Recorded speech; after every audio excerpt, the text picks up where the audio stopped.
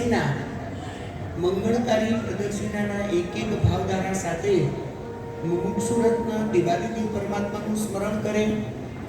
આ મંગળ વિધિમાં જ ક્ષત્રિય કુલ નરેશ શ્રી જીવિત સ્વામી પરમાત્માનો અહીં રહીને મુમુક્ષુરત્ન અનુગ્રહ ધારણ કરે. જે પાવન પરમાત્માની નિષ્ઠાને ધારણ કરી જ ગુરુ ચરણે જવાનો સંકલ્પ મનમાં પ્રગટ્યો હતો એવા જીવિત સ્વામી પરમાત્મા ક્ષત્રિય કુંડ વીર પરમાત્માનું મંગળકારી સ્મરણ કરવા રૂપ પરમાત્માના ચરણે ભાવપૂર્વક વંદનાવલી કરે.